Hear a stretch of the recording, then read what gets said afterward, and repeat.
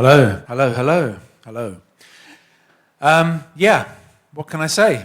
Well, so who am I? I don't know. Mark Lewisohn is my name. I'm in the fortunate position of being a full-time Beatles historian, which means I indulge a passion that I've had since the age of 5 in 1963. Yes, I was born in 1958. I'm 58 now.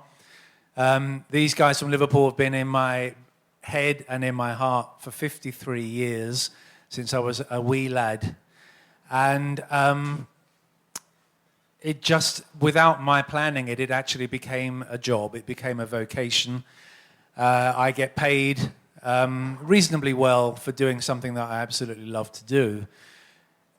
I've done a number of Beatles books down the years. The first book I did was 30 years ago. It's called The Beatles Live, and it was an attempt to plot every live appearance the Beatles had made from the days of the Quarrymen through to when the Beatles as a band gave up the stage.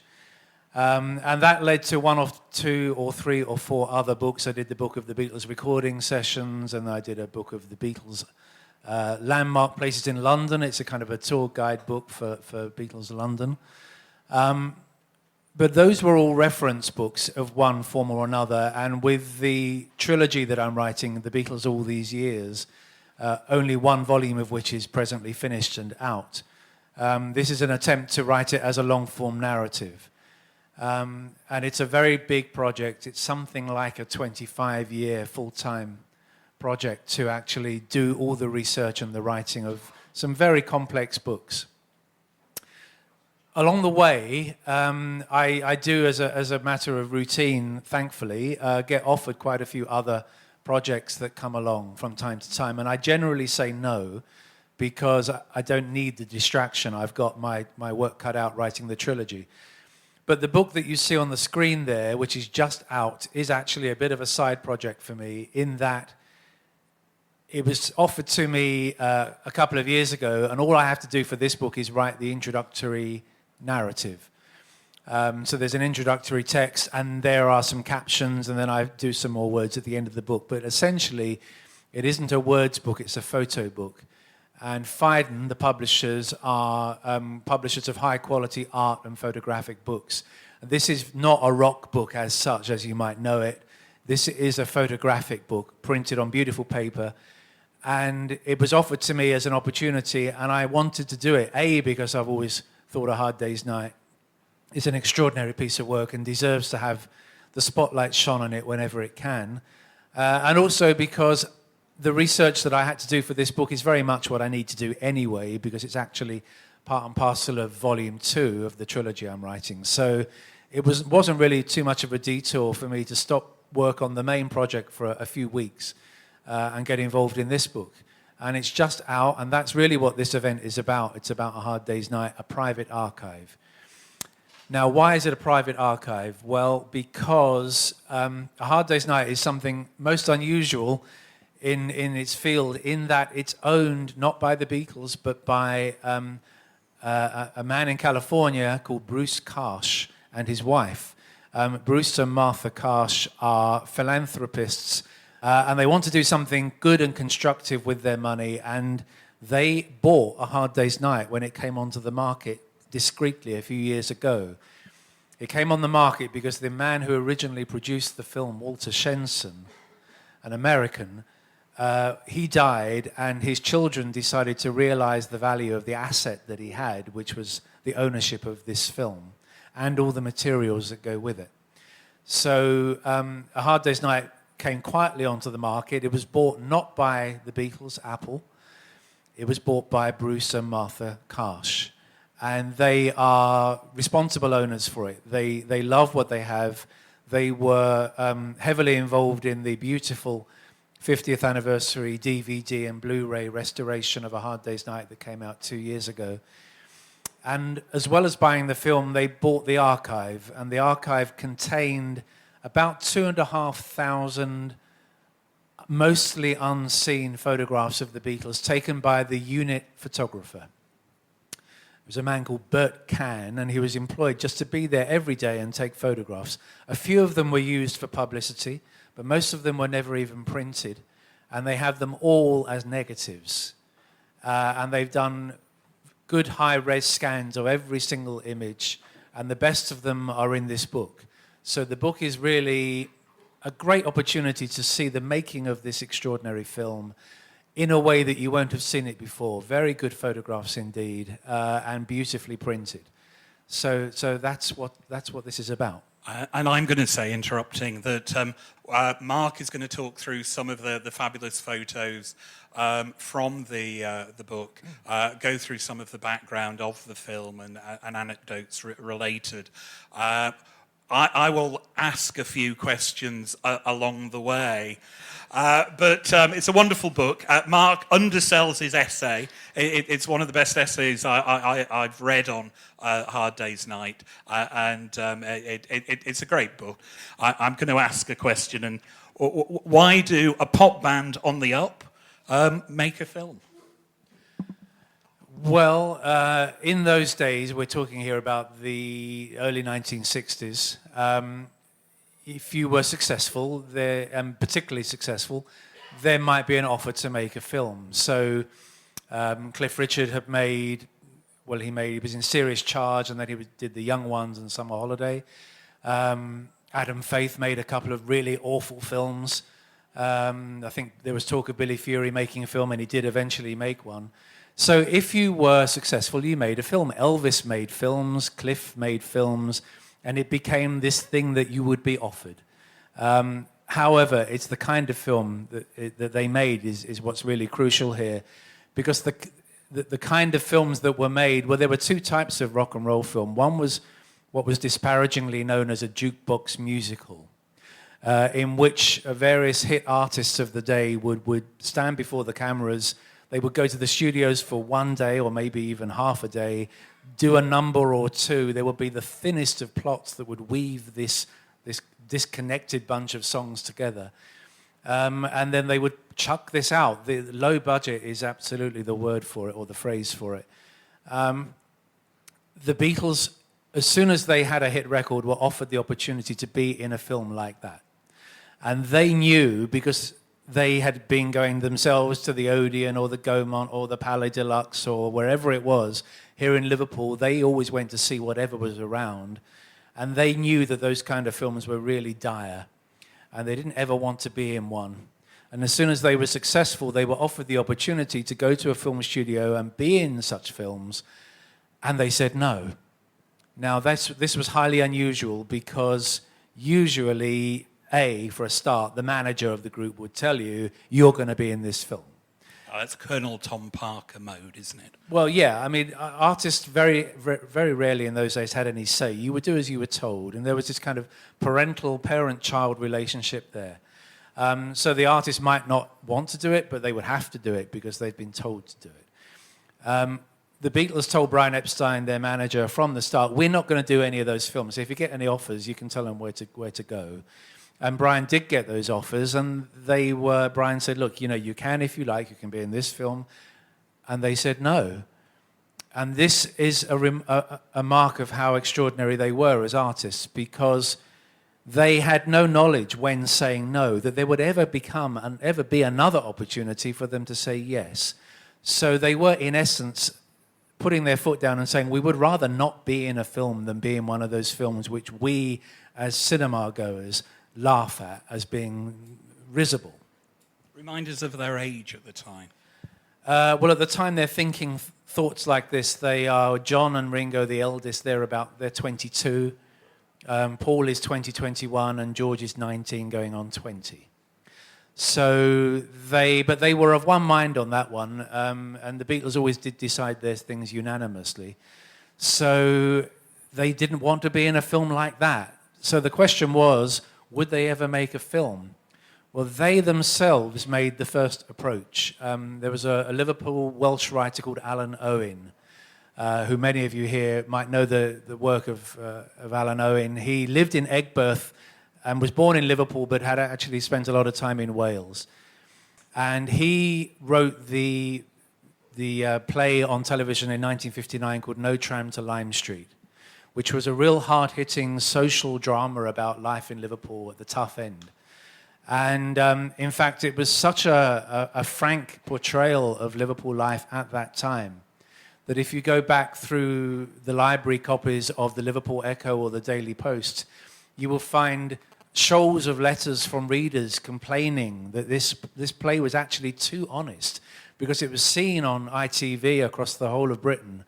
And many Liverpudlians were embarrassed by the fact that it actually was such a naked portrayal of how tough it could be in certain places in this city. So Alan Owen was around and his work was respected. Paul McCartney certainly watched it go out on ITV that night in '59.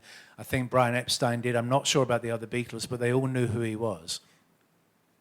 And in September of 1963, and this letter is on display at the Liverpool Museum, the Museum of Liverpool down here at the dock, they got Brian Epstein to write a letter to Alan Owen saying, if ever we make a film, we would like you to write it. Now, Alan Owen had no pedigree in rock and roll or pop music. He was a jazzer, wasn't he? Well, he liked jazz music, but he was really not in any way music related. He just did these heavy dramas and actually was an actor as well, part-time.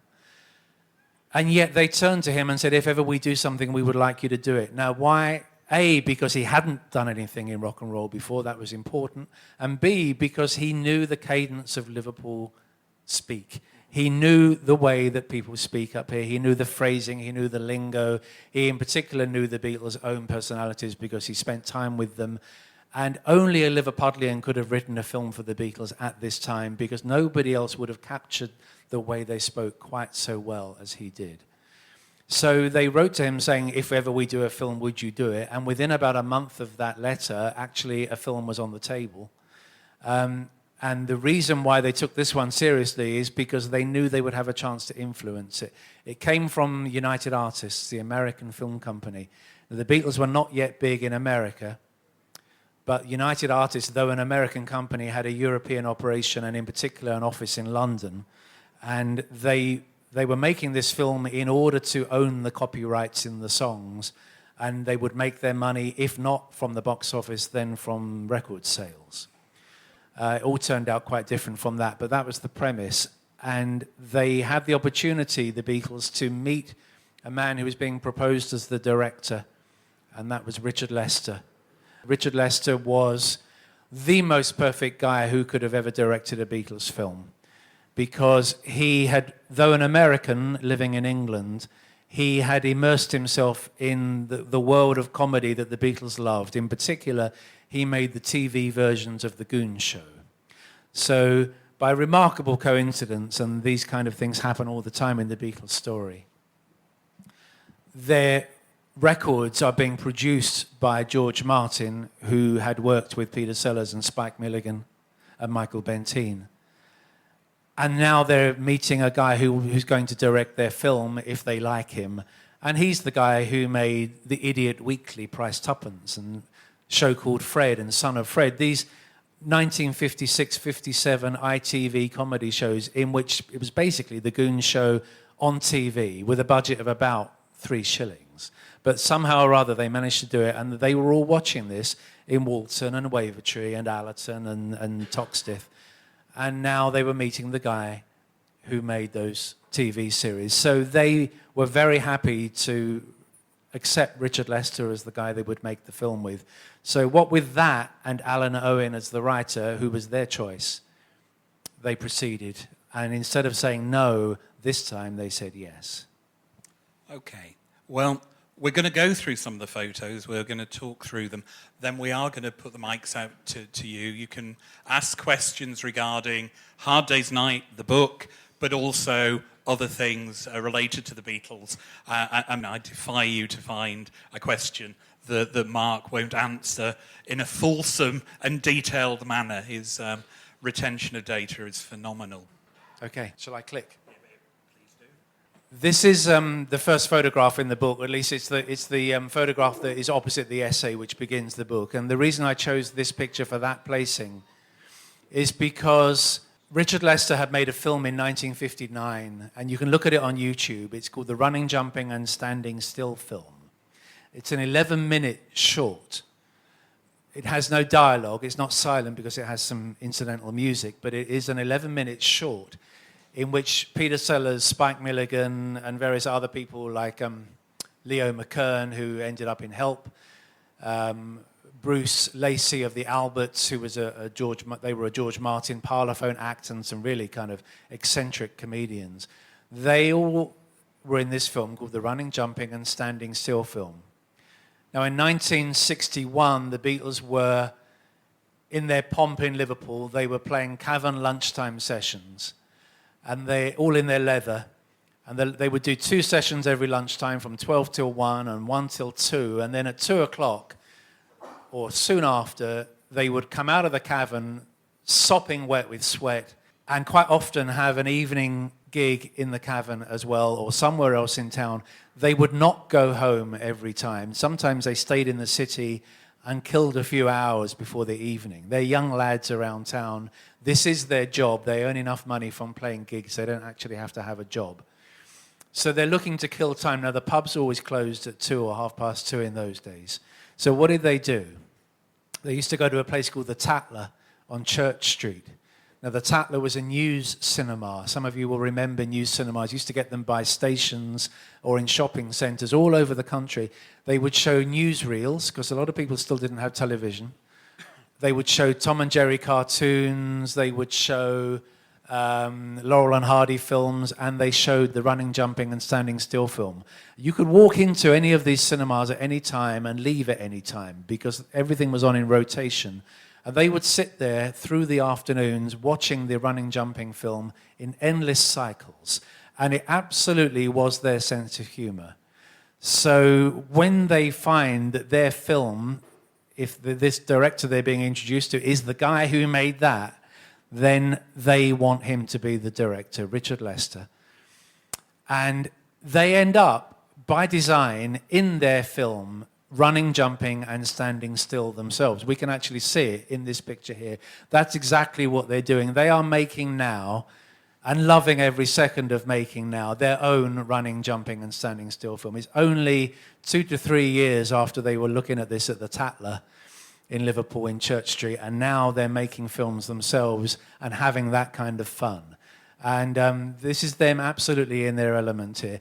And it's also a rare opportunity to see what is essentially, because A Hard Day's Night is a black and white film, many of the stills are black and white, but this book does have quite a few nice colour shots, and here is one of them. This is not how we see them in the film. We see them in black and white. It's obviously Python-esque before Python, and there's a connection with the Beatles with Python.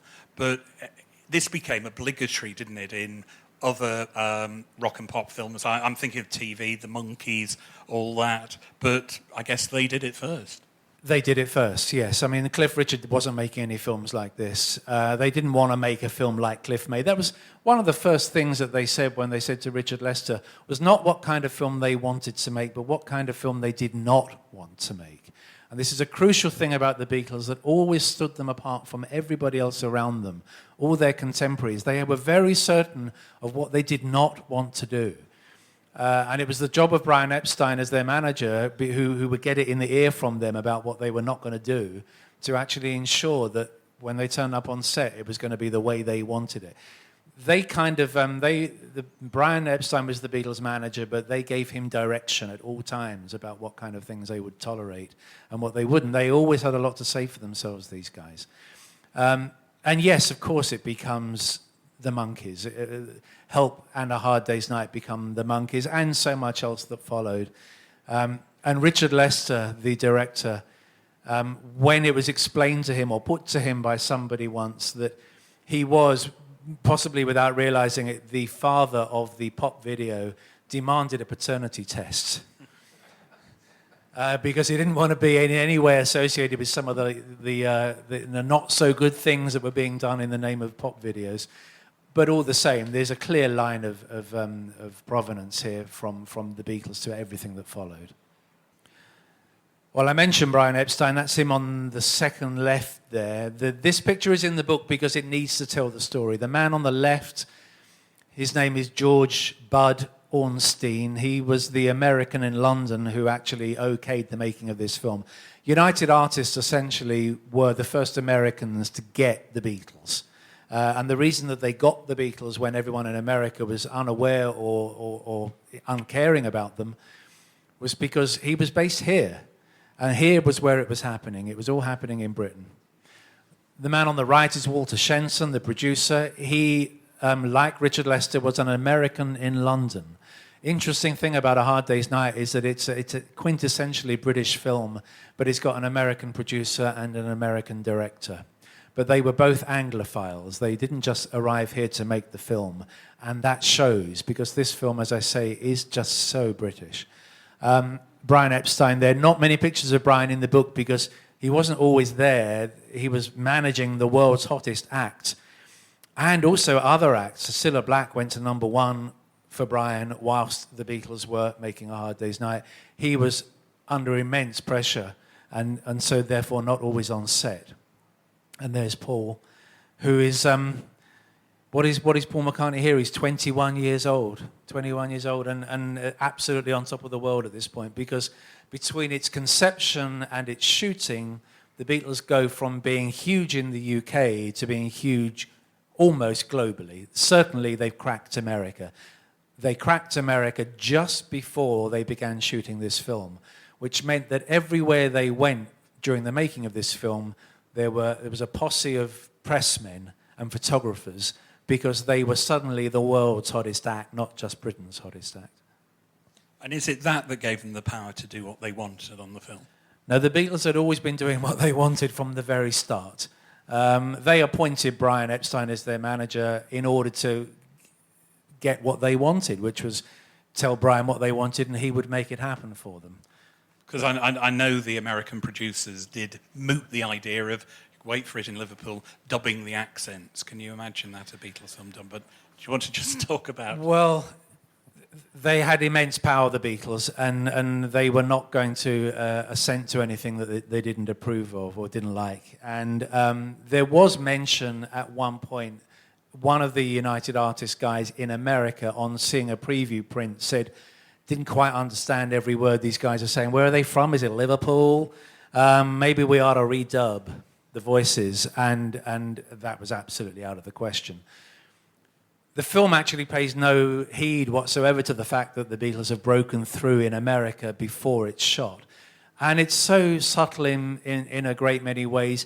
The word Beatles, for example, is never mentioned in this film, which is extraordinary. When you think, by today's parlance, we would use the word brand. It certainly wasn't used then.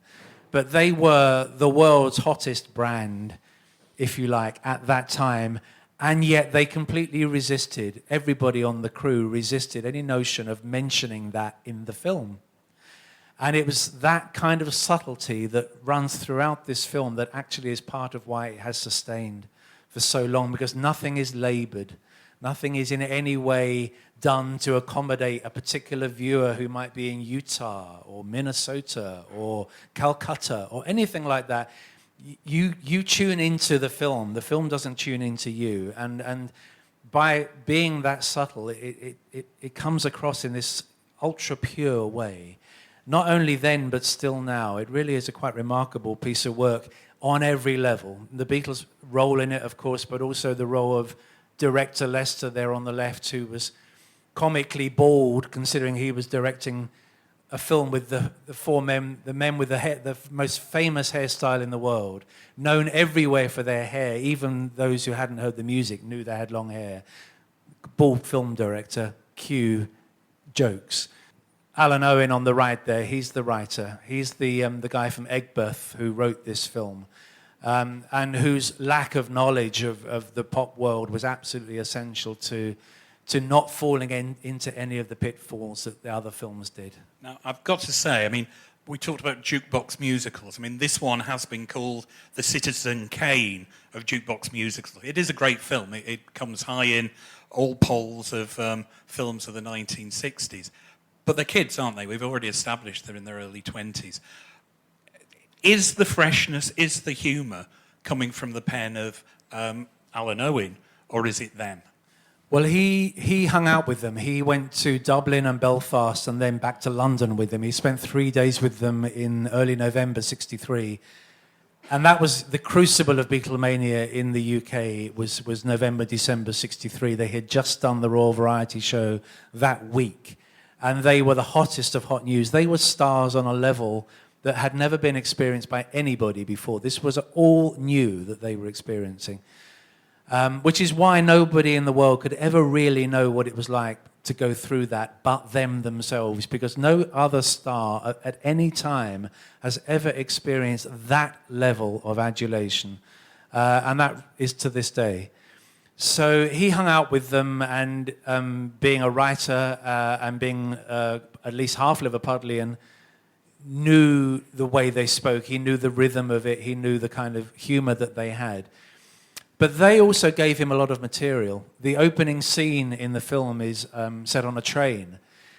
They go into the carriage. There's a kind of a city type there, a businessman in a pinstripe suit and a bowler. Well, he's got a hat and he's got his umbrella and the Times, and he doesn't wish to be disturbed in a first-class carriage by 4 young oiks.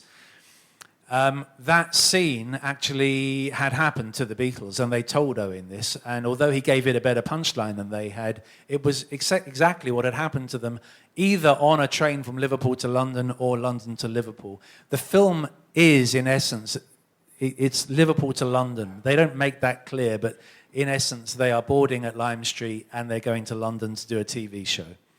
And on one of those journeys, they had that kind of an encounter with a guy just like that. And the script was pretty much word for word what had happened to the Beatles. It must have been some months earlier, because by the man in the reality and in the film doesn't know who they are, whereas in Britain, by late 1963, everybody knew who they were, whether this was their kind of music or not. This film was partly shot in Twickenham Film Studios, around Osterley, some in Notting Hill, and then a train journey to the West Country. I'm going to say, and I wouldn't I, that every frame is dripping with Liverpool, isn't it? And that is the lads, and that is Alan Owen's script. Yeah, it's very much who they are, and Richard Lester captured that beautifully as well on camera, and in the way that he edited the film. It's so fast, it's got such an extraordinary pace to it. But the film is beautifully Liverpool, even though it wasn't shot here. There were letters in the Echo at the time of, why don't the Beatles film this in Liverpool? They should be shooting it here and not somewhere else. That was really done more for pragmatic reasons than anything else. Because, I mean, who ever heard of a film company based in Liverpool? It just doesn't happen, does it, Roy? So they had to do it in London. That's the reality of it. But it is, in essence, a Liverpool film, with Liverpool guys and a Liverpool writer, and it does come through. And it's wonderful that not a cent of that was changed to accommodate any other marketplace. It was just what it was. It's such a knowing film, as I say, in what they won't do as well as what they will do. Yeah, and it's a time when British stars were actually putting on cod American accents, so more refreshing, more power to the lad's elbow. But here we are on the train. Yeah, here we are on the train on the first day of shooting. That's Richard Lester with his back to the camera. And 2 of the actors, because obviously the Beatles weren't actors and they needed to have actors around them in the film. So the man on the extreme left, that's John Junkin, he was a writer but mostly a comic actor. He played the part of Shake, who was very much drawn on Mal Evans, the Beatles' assistant road manager. And of course, the man underneath Paul's chin there, that's playing the part of his grandfather, that's Wilfrid Bramble, who was, in Britain at least, and maybe 1 or 2 Commonwealth countries, at this time as well known as the Beatles were. There was no kind of Bramble mania, but he was nonetheless immensely popular because he was Old Man Steptoe in Steptoe and Son, which was not just a sitcom, it was a whole new revolution in situation comedy, in that it was so rooted in gritty reality and difficult home life, difficult family life. So Steptoe and Son had captured the imagination in 1962. In that part, of course, of Albert Steptoe, he was this kind of really filthy, disgusting old man. And in A Hard Day's Night, they play on that by repeated references to him being so clean. What a clean old man. Isn't he clean? And that's all because he was in Steptoe and Son, he was, you dirty old man. In America, of course, they don't know who he is. And he wasn't the person originally wanted for the role. That was Dermot Kelly, who played an Irish tramp in the Arthur Haynes show on ITV at that time, a sketch comedy show.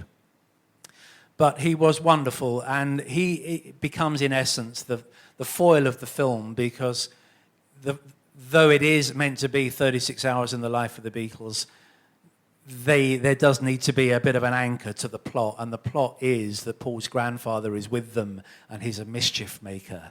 He's a king mixer from Ireland via Liverpool. And he stirs up all the trouble around which the film then takes place. I love the Liverpool-Irish, Liverpool-Welsh connection in the whole film. I'm sure people in the audience get that resonance as well. There's a scene in the film later on when he's taken in by the English bobbies. They take him to a police station for his own protection, though he thinks he's being arrested. And there in the police station, he sings Irish Republican songs. And this is a pop film. I mean, all the pop films to this point have been like Clambake or Blue Hawaii by Elvis, or there'd been Cliff Richard's Summer Holidays, or The Young Ones. There hadn't been one with Irish Republican songs sung in it before. But it's all allowed. There's no pandering to the fact that this is mostly going to be watched by young people. They're just making a film. And that's why it works on so many levels and for so many different age groups. This is the scene on the train in. He's reading the Financial Times. This man's name is Johnson, I think, but you never actually hear that. They use character actors in this film. And if you grew up in this country, or if you're familiar with TV or films from the 1950s, 60s, 70s, a lot of the faces in A Hard Day's Night will be familiar to you. I think of Richard Vernon, the actor here, from Upstairs, Downstairs, and Ripping Yarns and various things like that. So here he is playing the part perfectly in the carriage on the train. They actually did use a real train in this film. And Richard Lester, the director, took it upon himself, correctly, I'm sure, to realize that being that the Beatles weren't film actors, that it would be sensible if they began shooting the film with the first scene in the film. Because if they had said on the first day of shooting, okay, we're now going to do scene 63 on page 57 of your script, that might have thrown them, because they wouldn't necessarily have known what went before. But telling them that the film begins here, and this is the first thing we're shooting, enabled them to hit their mark straight away. And they did hit their mark straight away. They filmed on the train for a week, and it provided a wonderfully strong opening to the film, as well as what Lester wanted to convey, which was the movement of everything in this film is always moving. So even when they are in a room, the room's moving. And also the low ceilings on the train allowed him to get across the notion of they're hemmed in all the time, because that leads to one of the crucial scenes in the film, which we'll come to in due course. I am going to ask the question, and what about the lads? Were they good actors? What were they like? They could do anything, those guys. What they mostly did in everything that they did was be themselves. And so, being that the lines were written by a Scouser, they were comfortable with the words on the page. They didn't have long stretches of text to learn. They were only really given a line or two at a time. And obviously they were stopping and starting the camera anyway. It's not all done in one take. But what Lester found, because he couldn't really have known this for sure, when you've got a whole crew on a film shoot, there's a lot of people standing there behind the camera, and then eventually the clapperboard goes and someone shouts action, and you have to deliver. He didn't actually know for sure that when he did that, they would be able to deliver, but they were themselves. And as such, they didn't really even have to act. They just had to be themselves. When they tried to act, that's when they came a little bit unstuck. They were meant to each have a solo scene in the film, but if you know it, then you'll know that Paul McCartney doesn't have one. And the reason he doesn't have one is because, as Richard Lester put it, in a kind way, but this is how he explained it, Paul tried too hard. And in trying too hard, it came across as unnatural and therefore didn't quite work and ended up being cut from the film. Paul has never been entirely easy on camera. And Lester noticed that, and it didn't quite work, so that bit got cut. But the others, and even Paul most of the time, they are just being themselves. And Lester knew that he would actually, the more he gave them to do, the less it would work, because they weren't trained actors. So the punchy script and the fast-cutting action enabled them to be seen at their best. I guess Ringo must have thought that there was an actor in him because he went on to other films, but debatably whether anything topped this one. But. Yeah, well, I mentioned that Paul's grandfather is the centre of the film in that he makes the sparks fly. But what he mostly does in the film is wind Ringo up to walk out on the others when they're doing a TV show. That's the plot of the film. And that gave Ringo a little bit of extra responsibility in this film that the others didn't have, because scenes hung upon him. And he did it very well, and found that he enjoyed it. And Help was made pretty much the same way. Ringo is, again, of the four Beatles, the one around whom the story revolves. So that gave him the idea of being an actor. And he did end up making quite a few films. With diminishing success, I think it's fair to say. That'll Be the Day, made in 72-3, the Ray Connolly story about growing up in England in the late 1950s. That is a great part for Ringo that he did very well. That was probably his best acting performance. But he did try making a number of films on TV as well. The others were less interested in it. John was in Richard Lester's film How I Won the War, not as the star, but just as a member of the ensemble company, because he wanted to see what that life was like of making a movie, and found it so boring he never wanted to do it again. But Ringo was up for it, and there was this notion that he was kind of like a Groucho Marx character, but to be honest, he wasn't. Do you think the Beatles did get bored, and that's one of the reasons why they moved on creatively? They had a very low boredom threshold, the Beatles, and this is evident before they were ever making records. It's evident in Liverpool in 1961 when they were easily the number one group in Liverpool, and they were so easily the number one group, there were no challenges for them, that they almost split up just before Brian became their manager, because there was no challenge for them. They wanted challenges all the time, and they invented challenges for themselves. They didn't like repeating themselves. They were most unusual as artists. Most artists, when in any sphere of art, not all of course, but most, when they manage to hit pay dirt, when they actually strike gold and they've found the thing that everybody wants and that is making them money, they will mine that groove for as long as they possibly can, because this is what people want. But the Beatles always had the extraordinary artistic bravery to ditch what was successful and go and do something else, and then find that that was incredibly successful as well. And their whole history is a case of moving on one thing to the next all the time. This is also on the train, as we can see, and this is George with one of the actresses in the film, a small role for a model called Pattie Boyd. And this, of course, is where they met. The photograph is actually indicative of the fact that a relationship has begun very quickly between the two of them. They were married 2 years later. They were together in total for 10 years, from 64 to 74. But this is how they met. And she has one word in the film. And on demand, in an interview, she will actually do that word. I had her say it on stage at the convention at the Adelphi last year. "Prisoners," she said, just like that, but a bit better. But she was on the set for a couple of days, and they got to know her, and George chatted her up and took her out, and that was that. The reason she was in the film, playing a part of a schoolgirl, as you can see, is that Richard Lester, for the most part, though he had made films and done plenty of TV, he made TV commercials. So another strength of A Hard Day's Night is that Richard Lester, the director, made TV commercials that were 30 seconds long, and within those 30 seconds got the message across about the product artfully. And A Hard Day's Night is a long string of 30-second bites, if you like, done by someone who knows that genre. And he used to make the commercials for Smith's Crisps.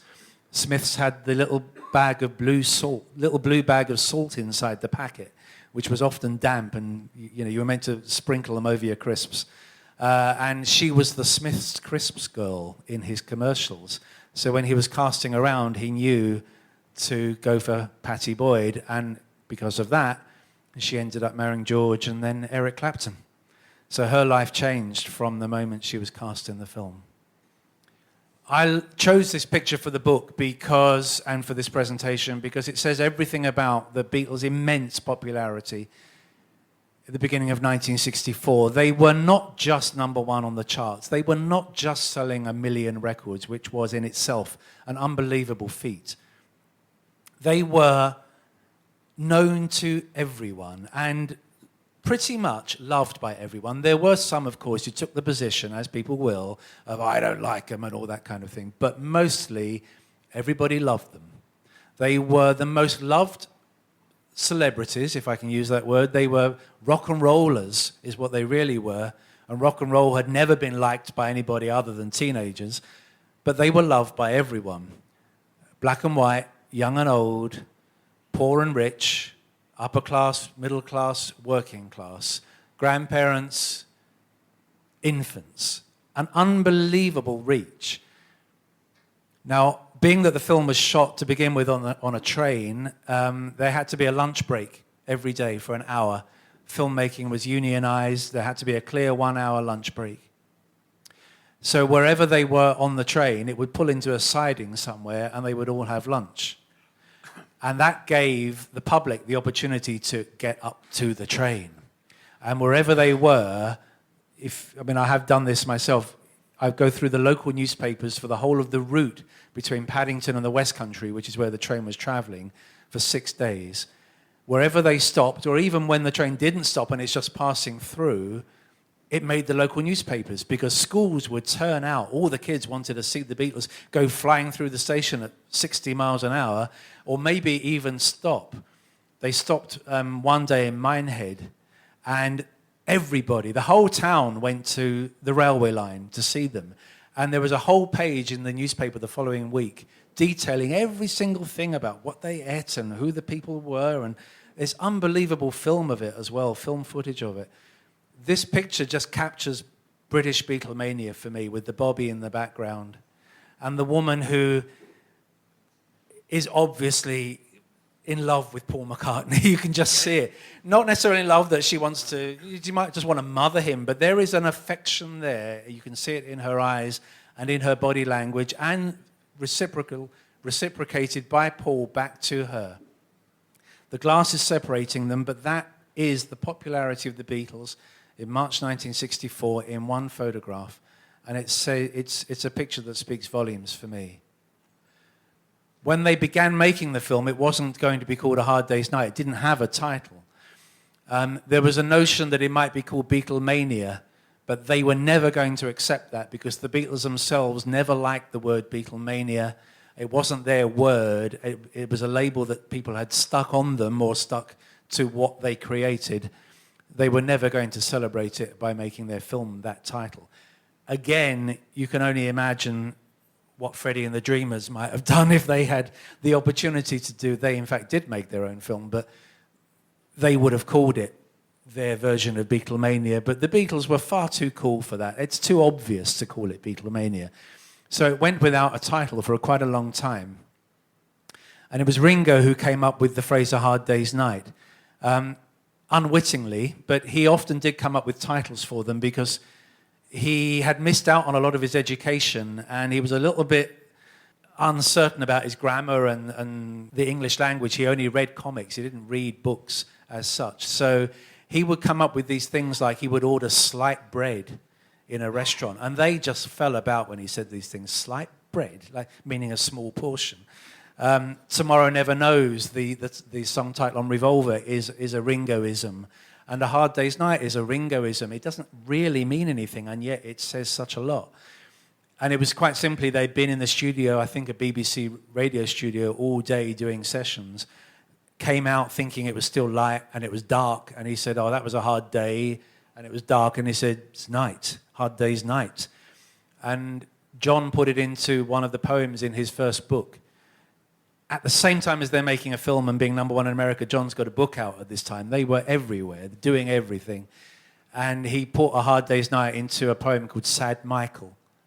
And because the book was current at the time of making the film, it came up in conversation. And Walter Shenson, the producer, said, that is a good title. And so John or Paul, or the two of them together, then had to write a song with that title because films need title songs. So John went home that night, and his son Julian had just had his first birthday. And though born at a time when hardly anyone knew the Beatles, comparatively, they were so famous that there were thousands of birthday cards lying around the house for the son of a Beatle. And John scribbled the lyric for A Hard Day's Night on the back of one of those birthday cards. You can now see it on display in a display case at the British Library in London. It belongs to the nation now, that birthday card. And they recorded it the next day. And it was a wonderful song. And it gave Richard Lester, as the director, the perfect opening to the film because it's got that chord. Ding! And you see them running down the street. And within 3 seconds, that film is absolutely at top speed. And that's the speed it maintains all the way to the end. I'm going to say that chord, I'd never been heard before, that chord, had it? No, it hadn't been heard before. And it's been foxing guitarists ever since. You can go on YouTube and find all sorts of people trying to demonstrate how it was the Beatles recorded it. But though I'm not, there are people here who can tell me what chord it is. Dave? I've got George telling you what chord it is. If you want it. Mark, it's an F add 9. What was that? An F with a G on top of it. It's I F- love them With at the the G bass. audiences. Okay. Don't worry about George, but we've got our own George over here. And it's also a piano. It's a piano and a guitar playing at the same time. That much I do know. So that's A Hard Day's Night. Now, I said that A Hard Day's Night was not in any way pandering to its audience. The Beatles are young men in this film. At the time of shooting it, John Lennon is 23 years old. They are interested in girls, birds, Judies. So we see in the film that they are the subject of adoration from all sorts of young girls of anything from 9 to 15. But they don't go with any of those girls. When they amuse themselves in this film by going to a nightclub, they're with a different kind of young woman. They are with someone more their own age. They're with someone who isn't mauling them, but is actually interested in their company. And A Hard Day's Night, by addressing that topic maturely, by not shying away from it. Remember the notion in those days that if a pop star was known to be married, he would lose all of his fans because he's no longer available. In this film, we see the Beatles chatting up birds. Well, you never saw Cliff Richard chat up a bird. Cliff is the example because he was the one who made these films before the Beatles. But the parallel is striking. They are seen here to be ordinary young guys, and that is crucial to who the Beatles were, that they were not unattainable, untouchable celebrities. They were young guys. They still had their ordinary names like George or John. Rock stars had always been Billy or Frankie or Cliff or Adam or something like that. Now you've got one of the biggest stars in the world, it's called George. And it didn't matter. And that's what the Beatles showed, that you can just be yourself. You didn't need any layers of artificiality, and it would be fine. And so that's what this scene represents. It represents the fact that they're young guys and they're out on the pull, even though it's a film for teenagers. When they were making the film, Richard Lester realized that though there was one scene with George Harrison in it, he could actually withstand a second scene. So, though it's not in the script, he improvised a sketch scene with John Junkin, the actor, playing the part of Mal Evans, essentially, in which he gave him a shave in the mirror. you've seen the film. It's beautifully done. George is just so natural in it. He's not acting. He's just being himself. And the camera captures it beautifully, and there he is giving the shave. Well, the set designer, being that he's meant to be depicting a hotel bathroom, put a bath in there. So John said, I'll jump in the bath. So this improvised scene now has a second improvised element, which is John Lennon sinking U-boats in the bath, doing his German accent. And he almost steals the scene. I mean, he's just fantastic in there. It's all just ad-lib. Vaudeville would call that shtick, wouldn't they? Yeah, And yeah. although it's not scripted, the script actually gives you sort of, that's bloody hard to do, technical expression. It is. You know, the first film, the bits of kids in their 20s, and they're doing genuinely funny improvisational stuff. Yeah, they're just being themselves, because he would probably be doing this even if there was no camera there. I mean, it's just having fun in a bath. As they did in the cavern.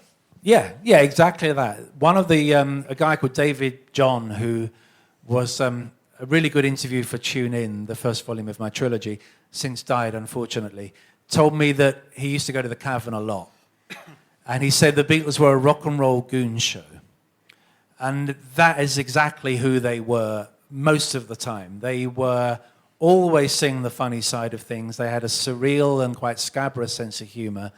They knew where the line was, but they pushed it and pushed it and pushed it. And you get that in this film. You just get them being themselves. It's just a wonderful scene. It doesn't further the storyline in any way, but it's odd. It sticks out. And at the end of it is another surreal touch, because the Beatles liked surrealism. And Richard Lester, the director, liked surrealism. So this scene ends with the guy playing the Neil Aspinall part, Norman Rossington, Norm, yanks the plug out of the plug hole, and the water goes down the drain, and John, who we've not seen get out the bath, is not in the bath. And just as he's beginning to panic that John's on his way to the beach, John comes in his dressing gown and says, come on, or come Ed.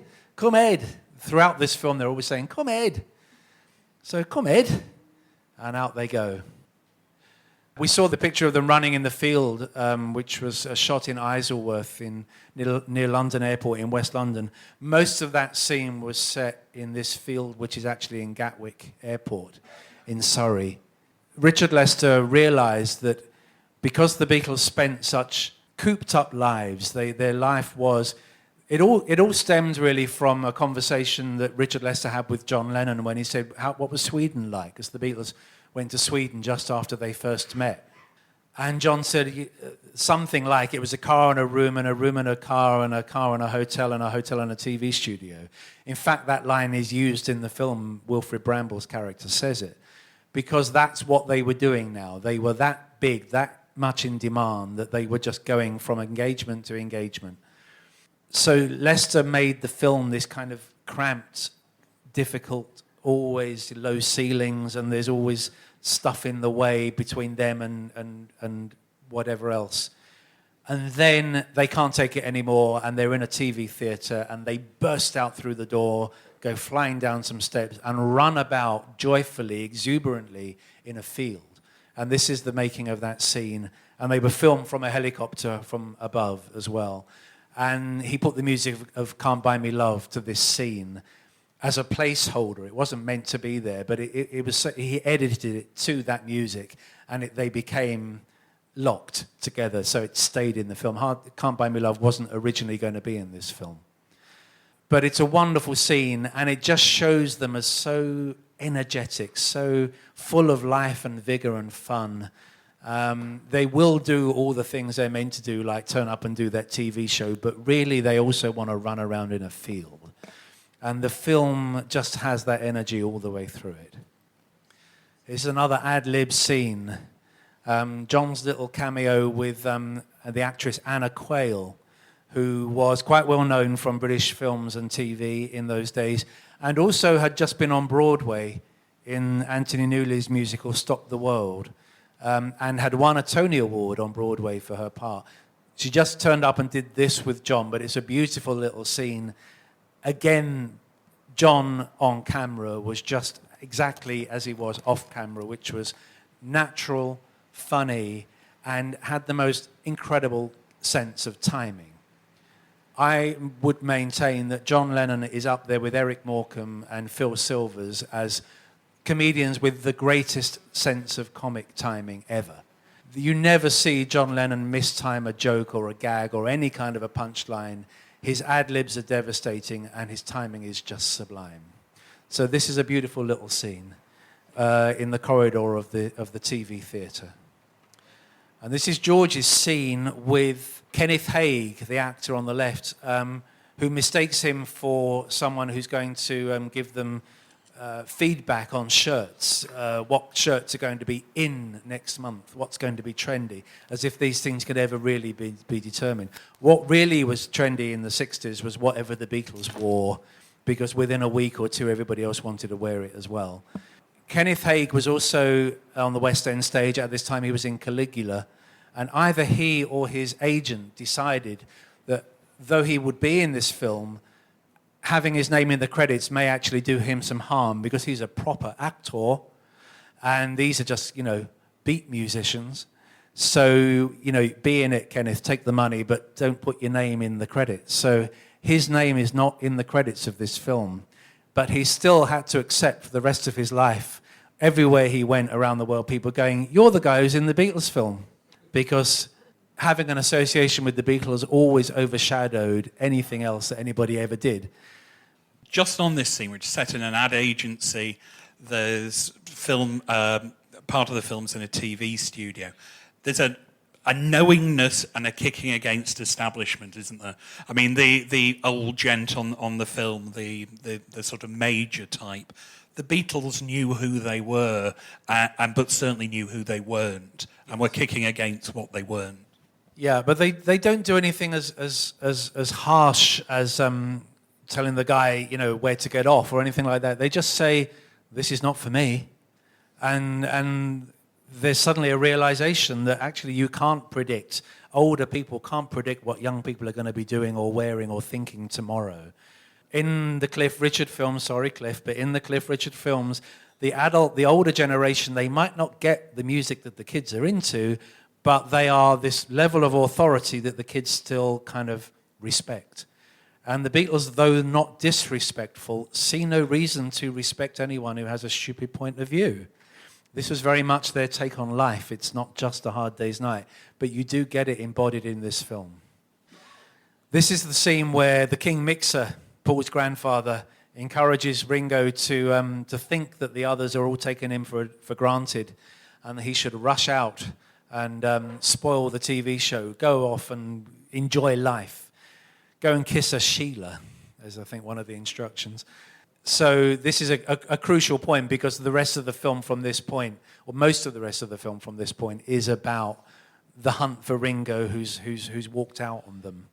And he's reading there, and you can really see this on a high quality still, which the book has, a book called Anatomy of Murder, which became a very big film about 3 or 4 years later. Saul Bass designed the cover of that book. So even the paperback that Ringo's reading or pretending to read has a kind of stylish designer cover. So he runs off, and amongst other things, he ends up in a pub lunch. And this is pub lunches as they used to be in the 1960s. Fresh this morning, but seemingly not. So he's in this pub, which is actually a real pub, by the way, very close to the studios where the film was made at Twickenham, the Turk's Head pub, and it's where they had the party at the end of the film, the rap party. So anyone who wants to go there can go there and have a sandwich just like that. Certainly had a birthday meal there, and the food's a lot better now, it is. The man on the left is another key actor in the film. He plays the part of Neil Aspinall, who is the Beatles' main roadie. He's Norm. So the Beatles, Neil and Mal becomes Norm and Shake. Shake on the right being obviously taller than Norm. Norm was the Liverpool actor Norman Rossington, who had been in a sitcom made by Granada Television in the late 50s called The Army Game, which the Beatles had all watched and knew very well. So they were dead thrilled to have Norman Rossington in their film. And in fact, when Liverpool got its first bowling alley in 1962, they had a local famous person to come along and bowl the first ball. And it was Norman Rossington. And the Beatles were there that night and got his autograph. At least Paul did. So on the first day on set, Paul went up to him and said, I've got your autograph. And Norman said, really? How come? And he says, we were at the bowling alley that night when you opened it. So Norm is a real Liverpool actor. John Junkin on the right isn't. He faked his accent, which John Lennon ribbed him for mercilessly. And the man in the middle is Victor Spinetti, the Welsh-born actor who was on stage at this time in Oh, What a Lovely War. They were all stage actors. They were all very good stage actors who did this in the daytime before going to the theatre at night. And they really took a liking to Victor, and they put him in Help and in Magical Mystery Tour. And he also directed the National Theatre production of John Lennon's first book in 1968 in his own right. So they liked Victor very much. So they were very comfortable with the people who were working with them on this film. The film becomes a chase. It's high energy from start to finish, and there is a long chase sequence involving the police. It's never quite clear who's chasing who in this film. Sometimes the police are chasing them, sometimes they seem to be chasing the police. It's all a bit surreal, which is what they were after. What I like about this is that it accentuates the fact that the Beatles filmed this on London streets. Though at the height of Beatlemania, they could go out in the daytime when kids were in school, and they could get away with short bursts of filming. They would gather a crowd, but they could then go to somewhere and lie low for a while. But essentially, they filmed it on London streets. This is Notting Hill. Now, Notting Hill had been the scene of very bad race riots in, 1958? Something like that, yeah. And that's exactly where they're filming here. And the parallel between, say, Cliff Richard shooting Summer Holiday on a red double-decker bus, going to a Greek island, and them filming here. This is the equivalent of filming in Toxteth 5 years after the 1981 riots. It's the same thing. It accentuates the fact that this is an urban film. This is black and white. This is gritty. This is real. This is not sun-kissed beaches. This is London streets with soot coming out the chimneys. And that's a key part of what makes A Hard Day's Night so special. It doesn't try to be something that it isn't. They are on the streets because this is where they're working. This is also still there. They're on Tottenham Street in London, and that's Charlotte Mews in the background. I wrote the book called The Beatles London, so I know all this stuff. They're running out of the Mews and into the theatre, which is now unfortunately demolished, but where they made some of the film. What I like about this is Lester was unable to prevent people from actually looking at the filming while it's being done. The woman in the window there of John Rutter Limited is clearly unable to resist seeing the Beatles run past her window and this whole commotion with the film crew and everything. And above, the two women looking down from the window above, they also can't resist it. You don't see them in the film, but if you look very carefully, you do see the woman sitting in the window. It passes by in an instant as they fly across the street, but she is actually there. And again, it's that thing of, they're rock and rollers. She would not have been looking out the window to see, I don't know, whoever else it might have been in, Wee Willie Harris or someone like that a little while earlier. But the Beatles, everybody wants to see them. Everybody has to have a look. They probably have done it for Elvis. And the bizarre thing for me is when Brian said to the boys they were going to be bigger than Elvis. Because that is like Mark saying to an up-and-coming band now, you're going to be bigger than the Beatles. Would anyone ever say that now? No. I can't imagine anyone ever saying it, being so foolish as to say to somebody, you will ever be bigger than the Beatles. No one can be bigger than the Beatles. It's no longer possible. It was never possible anyway, but with the passage of time... Brian had that belief, though. Bigger than Elvis. And look. Brian had the belief because he could see that what great communicators they were. They were on stage in the Cavern when he saw them for the first time, although he had seen them in the shop on Whitechapel. But what came across from the stage of the Cavern was not just that they were great musicians and they were charismatic, but they actually had this incredible communication with the audience. And he knew that they would do that to any audience who saw them. And that's exactly what happened. And that's something that Elvis never had. There was always this wall between Elvis and the people.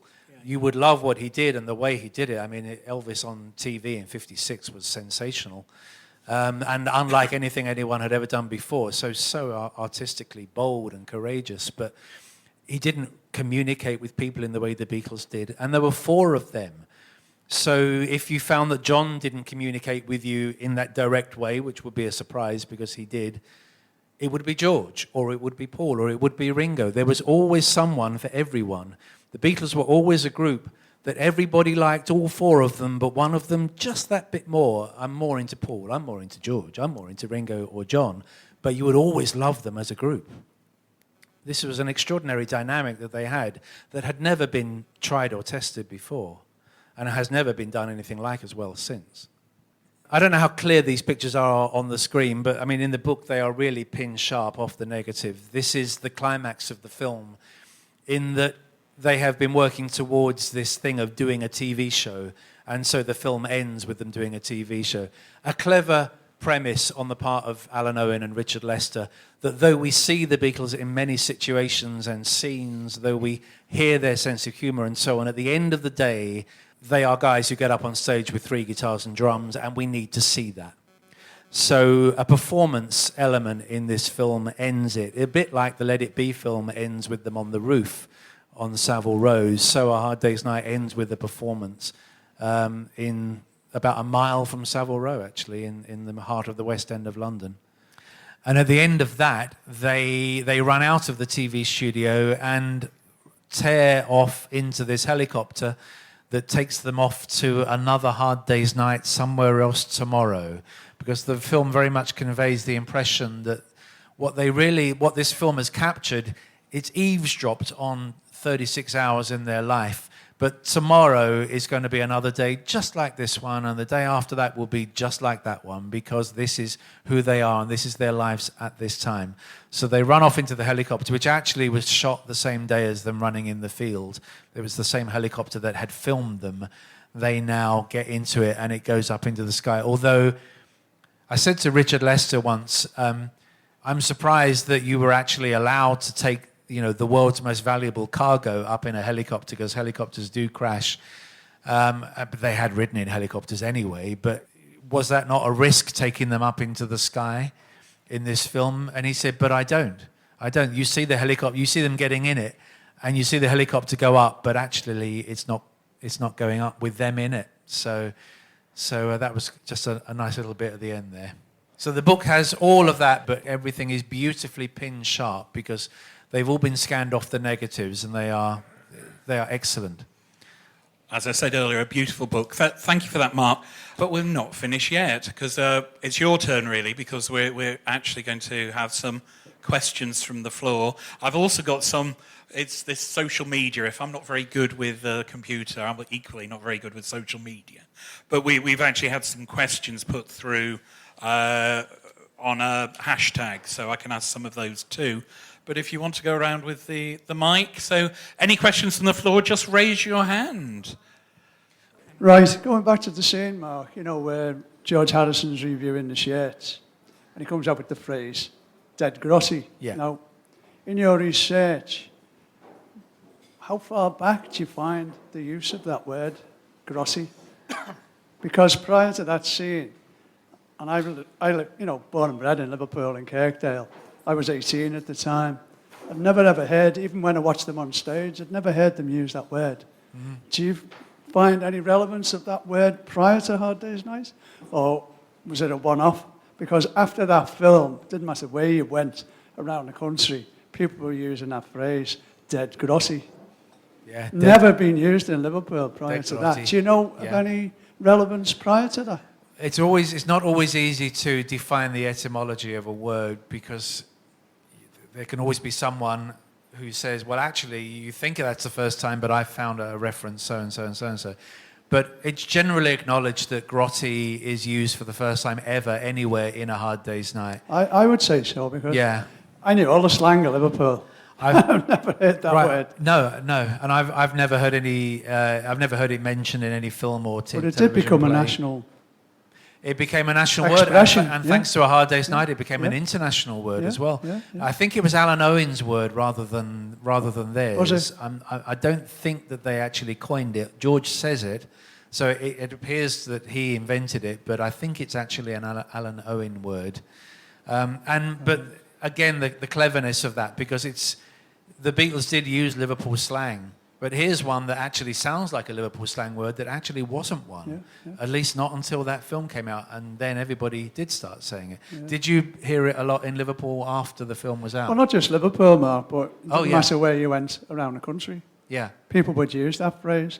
And the other one that became fashionable, of course, was gear. And we always used that in Liverpool. That was the gear. Yeah. That became a fashionable word after 63, 64, Yeah. wherever you went. Yes, it did. It did. It always sounded funny to hear the Liverpool phrase or word gear being used by anybody else, though. It didn't sound quite right when it was said by a southerner. It's the gear. It's the gear. Blah. Thank you. Anyone else? Yeah, there's one over there. I was just interested in the cinema verite influence on the film, whether you'd spoken to Richard Lester about the free cinema movement or the work of Jennings or the Nouvelle Vague, because the freedom of that film can't be taken for granted. And I just wondered if he was coming from any of those traditions at all. I'm not absolutely au fait with that, his influences. I know that a big influence on him was Buster Keaton, who not only appeared in films but devised them and often was behind the camera on them as well, or at least directing them in the sense of saying what it was he wanted. So I don't really know his other influences, and I should know. I'll make it a point to find out. But he did love holding the camera, Lester. He wasn't just a director who had his cinematographer and said, get this. He actually was quite often holding the camera. There is a picture in the book, not one in the presentation, of him doing some filming because he had very, very definite ideas on the kind of action that he wanted. The thing is, they were not actors, and therefore they couldn't really handle lines. So most of the film is a line of his and a line of his and a line of his, and the camera is going from man to man to man to man to man. And although they filmed it in such a way, really that all came together in the editing room. So it was in the editing room that he actually gave it the pace, if you like. Yeah. And it helped very much. There was a line each only. And that engendered, the very fact that the Beatles were not actors made Richard decide that fast-cutting, fast style was the way to go on this film. But he would not have been, I mean, being the bright man that he is, he would not have been unaware of the other film directors working in cinema at that time, for sure. I mean, I've got copies of the 50s and 60s Sight and Sound, the magazine of the British Film Institute. Yes. Obviously, Godard, Truffaut. I mean, you talk about Jennings. All those things. And Lindsay Anderson. Lindsay Anderson. All those. I mean, some of them worked in TV too. I mean, a filmmaker like Richard Lester would be absolutely aware of those and using them in a very free way in this. Yes, absolutely. That's it. Yeah, and also the fact that he made TV commercials was important as well, because he knew about the art of getting a message across inside 30 seconds. And that's what this film does repeatedly. There's a lot of 30-second bursts in this film. Thank you. Out of all of the rare Beatles recordings, what, like Carnival of Light and stuff like that, what percentage would you say hasn't been bootlegged and is sort of hidden? Okay, a non-Hard Day's Night question. Right. Okay, so, well, the thing is, in the archive at Abbey Road, they do have an awful lot of unheard tapes. But they're not unheard songs. They are mostly alternate versions of songs that we do know. Carnival of Light, which really was recorded under the title Untitled, it wasn't called Carnival of Light at the moment of recording, is nothing more than a near 14-minute jumble of sounds, something like Revolution 9, but actually nowhere near as good as that. It's a collage, in essence. That has not been heard. And the reason it hasn't been heard is because it would take the agreement of all four Beatles, by which I mean Paul, Ringo, Yoko, and Olivia, because they make the decisions these days. They would have to agree unanimously that they wanted it out, and they've never had that unanimity on it. So it remains unissued. But mostly what they have in the archive is a lot of alternate takes of songs that we know, and they vary from Not Guilty, which had 102 takes, to a whole load of songs that were done in one take. So there's quite a lot of recordings in terms of hours, but really in terms of songs that you don't know, we have now pretty much everything. Thanks. Just with reference to the first gentleman's question, the word grotty.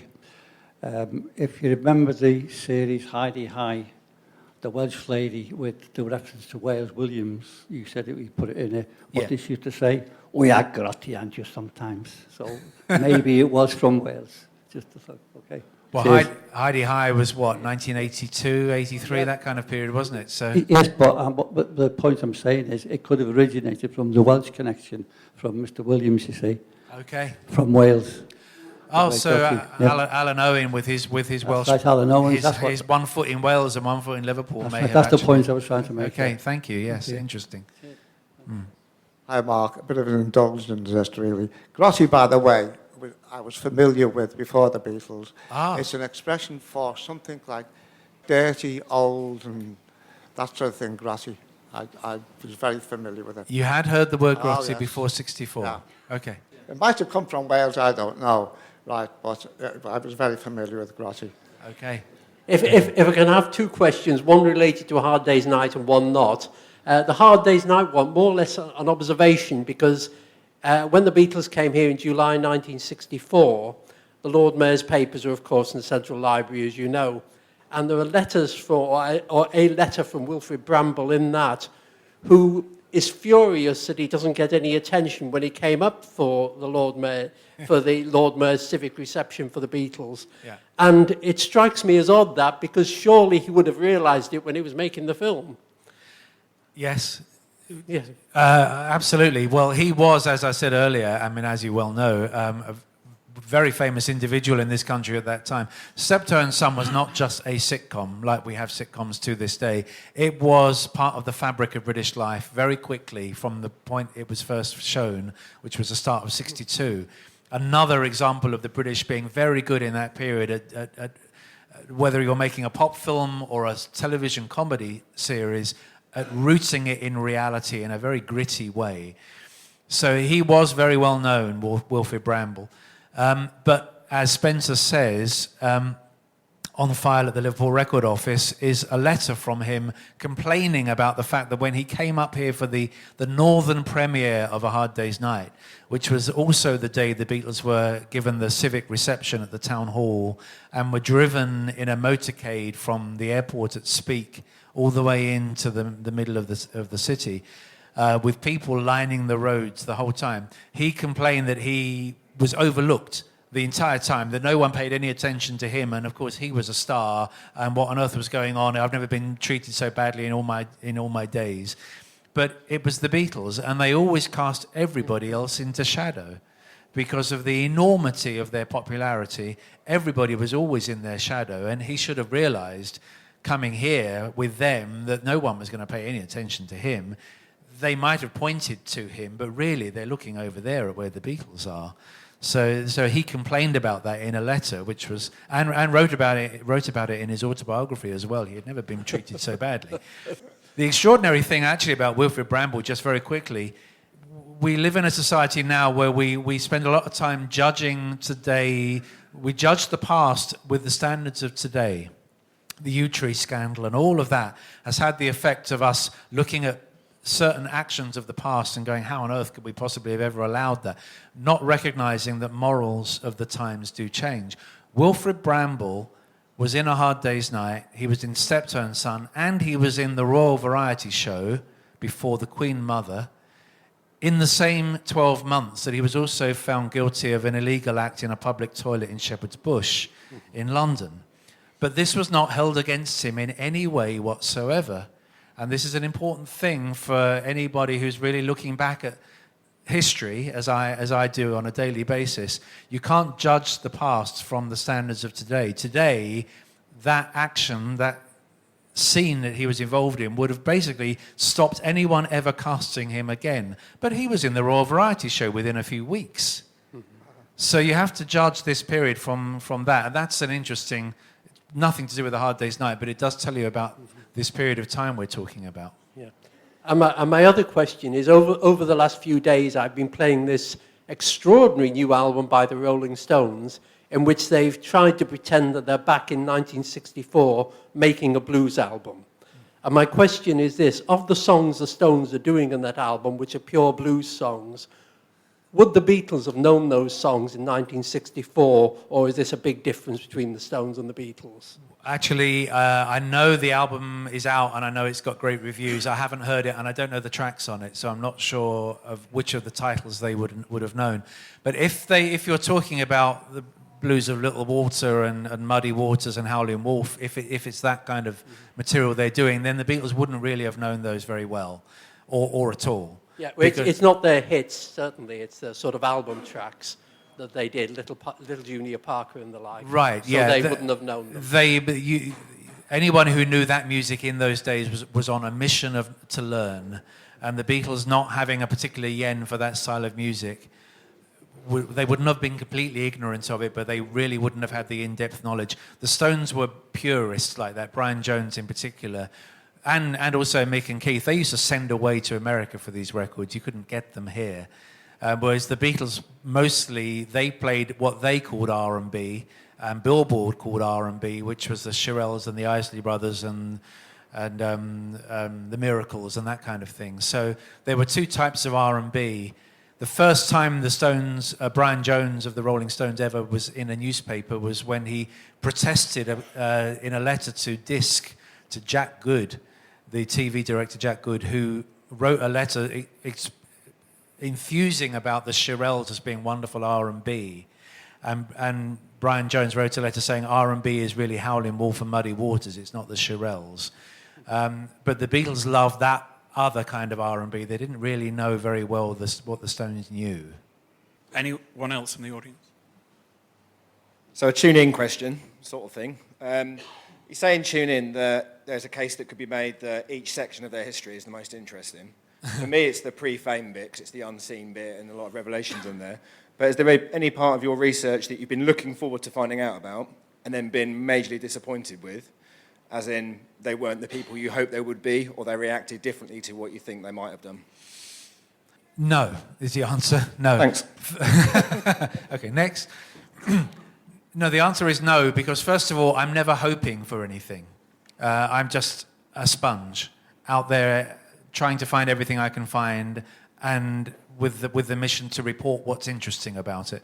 And the thing about the Beatles is, the most extraordinary thing is that they are, every aspect of their career, every little facet, every little moment is actually genuinely interesting and in its own way a part of the weave of what they did and who they were. So though I never hope for anything, because that is a projection, therefore I might even influence the thing I'm writing about, I'm just out there looking for it, and it's always, always interesting and riveting, in fact. So no is the answer to that. It's all interesting. Every period of the Beatles story is extraordinary to research and to write about. And it's a great privilege to be the person who's actually kind of got the job of doing it, if you like. I'm actually going to ask one which has come in, and it says, are all witnesses unreliable?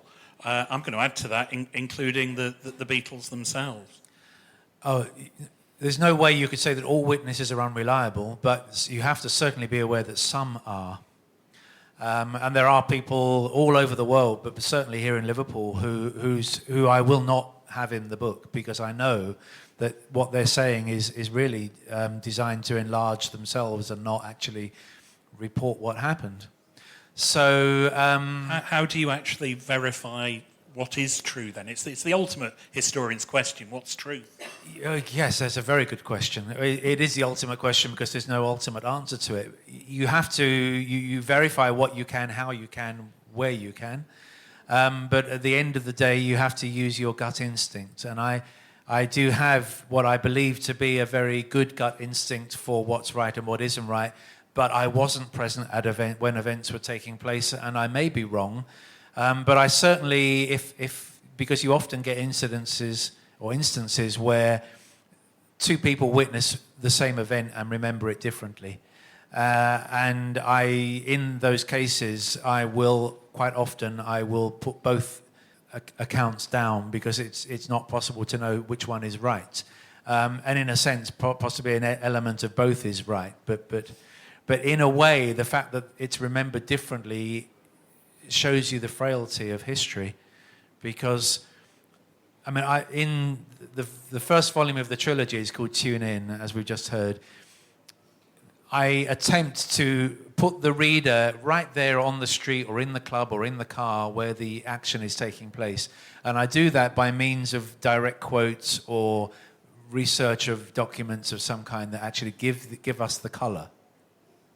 But I always feel that if you were to have my book running down the right-hand side of a screen and have what actually happened, had there been a CCTV camera filming it running down the other side of the screen, that actually it's not quite right. You can't ever really actually ever recapture, I think, what did happen. You can just do your best.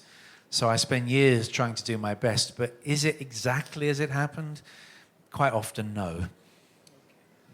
I've been asked this question myself personally online, and it's because we posted George's dates. And someone said to me, the classic, well, Mark Lewisohn said, and I said, well, I'm seeing him next week, I'll ask him. So I'm now asking. George's birthday. It is George's birthday. Well, okay. George Harrison was born, according to his mother, father, and elder sister, who was old enough to be well aware of events because she was born in 31, so she was 11, 12 years old.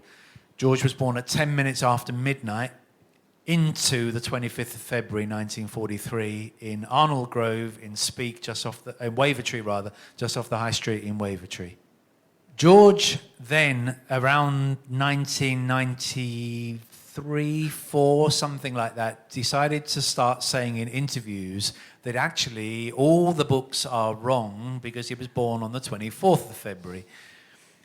I'm actually quite proud of this because what he was doing in his very George-like way was having a dig at experts who weren't there.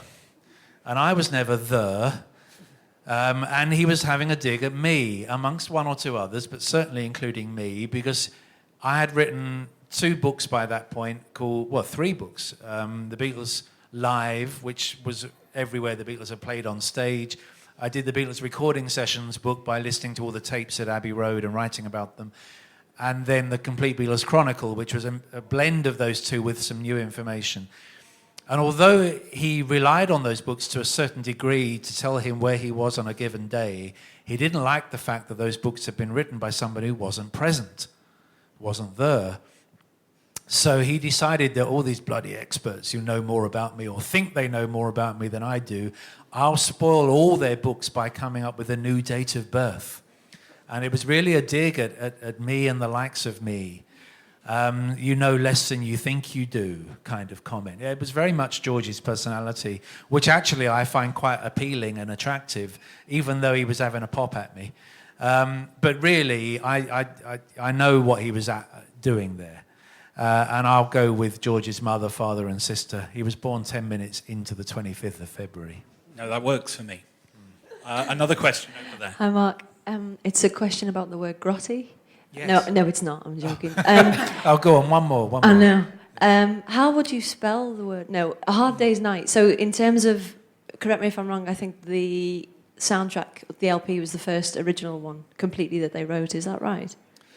Yeah, start to finish. Yes, and that's another thing about this film that never really gets mentioned. They wrote all the songs, and John and Paul wrote all the songs in this film. There's 7. Well, in fact, there's quite a lot of songs in this film, but the core soundtrack of this film is 7 songs, which is the side A of the album of the same name, and they wrote all of them.